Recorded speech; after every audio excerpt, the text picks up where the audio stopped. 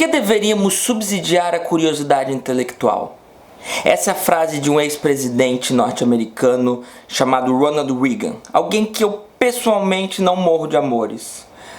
Não só porque ele quadruplicou a população carcerária dos Estados Unidos sem que com isso diminuísse a violência, na verdade aumentando a violência do país.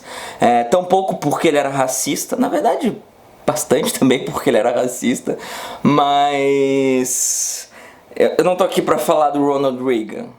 Na verdade eu tô aqui para colocar em questão o capítulo 23 desse livrinho aqui, O Mundo Assombrado pelos Demônios, de um grande, talvez o maior divulgador científico e cientista também que a gente já teve, que é um cara chamado Carl Sagan. Gosto bastante do Sagan, então. E ele cita, então, essa questão, essa pergunta do Ronald Reagan: por que subsidiar a curiosidade intelectual? Ou seja, o conhecimento pelo conhecimento. Por que nós, enquanto sociedade, por que isso vale para qualquer sociedade, deveria se interessar em buscar o conhecimento? Isso para Reagan é inadmissível. Para que conhecimento? Talvez para sair das trevas da ignorância? Então veja bem, Reagan, se eu não me engano, em 1980, se torna presidente dos Estados Unidos. Ele vai ter toda uma política voltada ao que a gente chama de desmantelamento do estado de bem-estar social, e alguém que pessoalmente não considera conhecimento algo importante.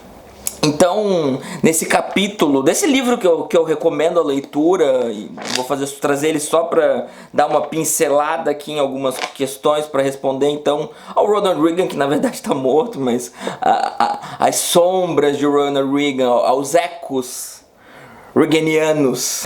Então, bom, nesse capítulo o Sagan começa com uma discussão bastante interessante sobre estereótipos. Ele fala sobre estereótipos étnicos, de gênero. Ele comenta sobre como as mulheres eram vistas como inaptas à ciência, né? A gente impedia as mulheres de fazer ciência e daí dizia que elas não iam para a ciência porque elas não tinham habilidades, não tinham capacidades. Erramos feio, certo? Isso para outros grupos. A gente também estereotipa cientistas como nerds, como pessoas que não são muito boas para o convívio social, e mais uma série de preconceitos. Então o Sagan aqui ele está bem incomodado com esses estereótipos, com esses preconceitos, com essa bobajada que permeia assim a história da ciência, que permeia a história do conhecimento, até da filosofia,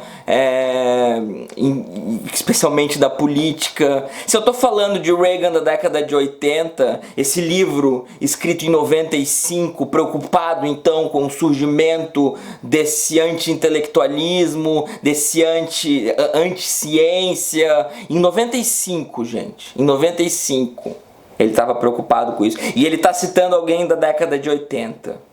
Então, para trazer uma reflexão filosófica. Estou inaugurando, então, o quadro Reflexões Filosóficas do canal e espero que curtam. Mas, para além dessas questões de estereótipo, o Sagan ele vai dizer que existe uma solução tentadora quando se fala de ciência, que seria dirigir a atividade dos cientistas. Jamais que a ciência se torne um subsídio da curiosidade desses nerds. A gente precisa dizer para a ciência o que a gente quer e a ciência deve nos dar. Ou seja, políticos e burocratas comandam a atividade dos cientistas. Será que isso é uma boa ideia? Que não só políticos e burocratas, mas a própria lógica do mercado, na verdade. Será que isso é uma boa ideia? Para Sagan, a história da ciência nos mostra que ela não funciona de maneira dirigida.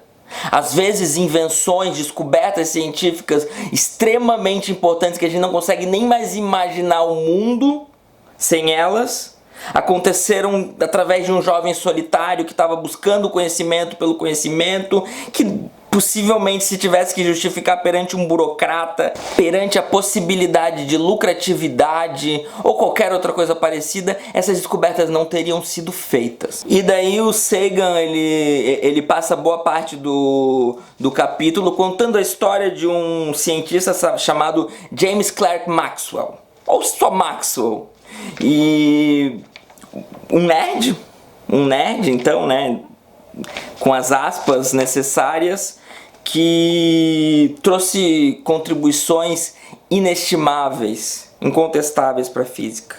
Segundo o Sagan, então, o Maxwell, ele é responsável pela descoberta de que a eletricidade e o magnetismo se unem para transformar-se em luz. Basicamente, ele é um dos responsáveis pelo início da física moderna. Não é pouca coisa, gente. Não é pouca coisa. E o Sagan aqui, ele entra assim numa discussão assim que eu diria até bastante difícil para quem não é da área, inclusive eu. Ele fala sobre equações, ele faz uma boa história que vale a pena ler, tá? Mas o meu ponto não é esse. Eu quero trazer mais uma reflexão filosófica sobre esse tema apresentado e discutido no capítulo. Para Sagan, as descobertas científicas de Maxwell foram mais responsáveis para o rumo da nossa sociedade hoje em dia do que os 10 presidentes norte-americanos mais recentes. Ele tá descrevendo a partir de lá, né, dos Estados Unidos, etc. E dialogando também com esse público que já estava bastante incomodado com a busca pelo conhecimento. Para Sagan, os físicos, eles começam com noções confiáveis, eles começam com o que tem, eles começam de maneira modesta, mas a realidade não obedece. A realidade é bastante dura com os nossos preconceitos, ela é bastante cruel com o senso comum. A ciência é uma grande destruidora do senso comum. Os cientistas foram ameaçados ao longo da história, porque a gente está muito confortável. O senso comum é muito confortável. A gente não quer ver a realidade, ver a natureza, ver as pesquisas destruindo nossas crenças, nos tirando da zona de conforto. Isso é bastante problemático. Então Sagan vai ter o que ele chama de uma defesa da pesquisa básica em ciência. Certo? O que é a pesquisa básica? É essa pesquisa onde você está, em nome do conhecimento, tentando expandir o conhecimento. Isso gera uma série de frutos, mas esses frutos eles não vão se traduzir, por exemplo, num lucro necessário ou num lucro a curto prazo, como exigem as demandas de mercado. Então, vamos citar um pouco o Sagan. A pesquisa básica é o campo em que os cientistas têm a liberdade de satisfazer a sua curiosidade e interrogar a natureza, sem ter em vista nenhum objetivo político de curto prazo, mas buscando o conhecimento pelo conhecimento. Então, quando Maxwell estava buscando esse conhecimento pelo conhecimento, ele não estava pensando no rádio, ele não estava pensando na televisão, ele não estava pensando no radar, mas é a descoberta do eletromagnetismo que permite tudo isso. E daí o Sagan ele vai entrar num jogo bastante interessante que eu vou deixar um pouquinho aqui para vocês lerem, mas ele também vai dizer que Newton também não sonhava com voos espaciais ou satélites de comunicação quando compreendeu pela primeira vez o movimento da Lua. Roentgen não cogitava o diagnóstico médico quando investigou o raio-x. Marie Curie, ou Marie Curie, tanto faz, não pensava na terapia de câncer quando extraiu pequenas quantidades de rádio do meio de toneladas de uraninita. Fleming não planejava salvar a vida de milhões com antibióticos quando observou um círculo sem bactérias ao redor de uma formação de mofo. Imagina você pedir para um burocrata, para um político, verba para investigar uma formação de mofo. Pois é, antibióticos. Membros do Congresso acham irresistível zombar das pesquisas científicas. Então vamos citar um pouquinho esse cara que a gente chama de Carl Sagan. Há uma crescente visão de livre mercado de conhecimento humano, segundo a qual a pesquisa básica deve competir, sem apoio do governo, com todas as outras instituições e reivindicações da sociedade. Outra citação: se não tivessem contato com o suporte governamental e precisassem competir na economia de livre mercado de seu tempo, é improvável que qualquer um dos cientistas na minha lista tivesse conseguido realizar o seu trabalho pioneiro. Lembrando que a lista é maior, bem maior.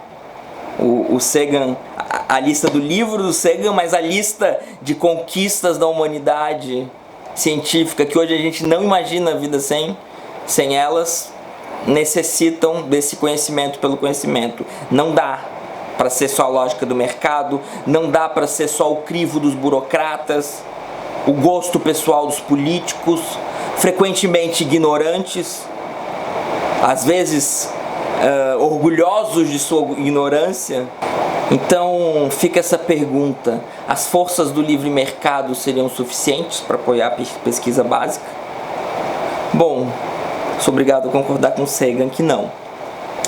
Apenas aproximadamente 10% das propostas meritórias de pesquisa em medicina são financiadas hoje em dia. O que aconteceria se o governo decidisse sair da área da pesquisa médica?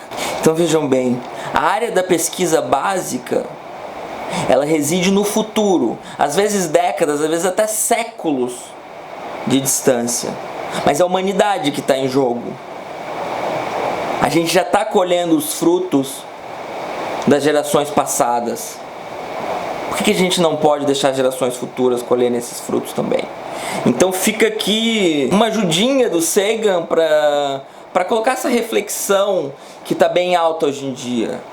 Né, os intelectuais sendo perseguidos, professores sendo perseguidos em sala de aula, o obscurantismo, o anti-intelectualismo, certo? A ideia de que professores intelectuais, pesquisadores, têm que ser subjugados à lógica do mercado. Se não tem como dar lucro, você não tem valor. Você é um nerd, você é um parasita, você não vale nada. Você precisa estar submisso à lógica do mercado.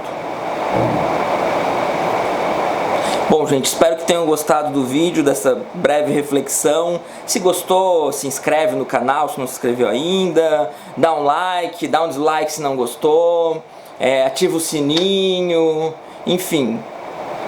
Até a próxima.